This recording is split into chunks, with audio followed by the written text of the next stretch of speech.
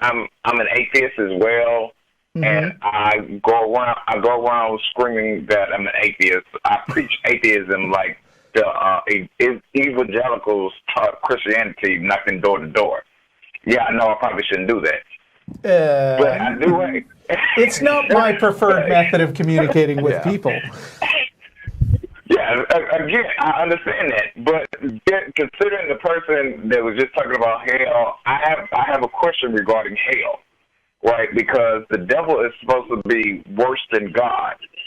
God worked for 6 days, so does the devil work for 5 and take say an extra day off, or does he work more than God?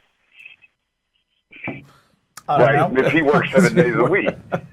Right? Or does he work less? He's the devil. Right? He can't work more than God, I guess. That's what they keep saying. Right. The way that the devil was told to me is he's working all the time, 24/7, trying to tempt you into, seduce you. Man, into somebody needs to talk to God about his work ethic, because the devil is obviously a better businessman, if nothing else. See, that's the second question I just came up with. Well, my first question is like, because I meet a lot of no, I'm the devil reincarnated, the son of the devil, the devil's spawn is what I get a lot of. How can you talk to people where they don't essentially shut down? Yeah, I can address that a little bit. Do you want to go? No, you okay. Go ahead. What I usually say is that if your goal is really to communicate with people and not just to have a shouting match back and forth, it's usually not going to help if you counter their story with another story, like making up things about what you think about the fictional universe of Christianity. Like, you're dealing with mega fans who write, who eat up all the stuff about that in-universe. It's like arguing with a Harry Potter fan about whether, the time travel in Harry Potter really makes sense. And usually, no matter how much you disagree with somebody, you're all human. And so there's somewhere that you agree on something. And then your job is basically to find the point where they split off and start disagreeing with you, because the farther you get from that initial point, the more difficult it is to find common ground. Which is why I usually don't talk about their specific stories. They say something like, well, you're the devil. Just brush it off with, I don't believe in the devil, and change the subject. Because the real question is not which parts of the story are true and which parts of the story make sense. The real question is, how did you come to the conclusion that the Bible is a reliable source of information in the first place? And if you can talk more about where you get your information from, and like, if holy books are a reliable way to find out the truth, then why can't what's the difference between you and a Muslim guy who follows the Quran? Like, what are your standards of knowing things is a big question that I think needs to be pushed more in these kinds of conversations, rather than nitpicking the details of their fictional stories. You know what I mean? Okay, I truly understand. I never looked at it in that way, because I probably should stop screaming that I'm an atheist. Except to me, the Bible is like a broken clock. It's like, even the 2 times that is right, you still got to verify it.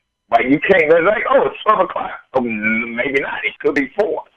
Yeah, it's okay to say that you're an atheist out loud, but also, if your goal is really to have a conversation, then you have to not come at people with the assumption that they're an idiot and can't understand their own religion.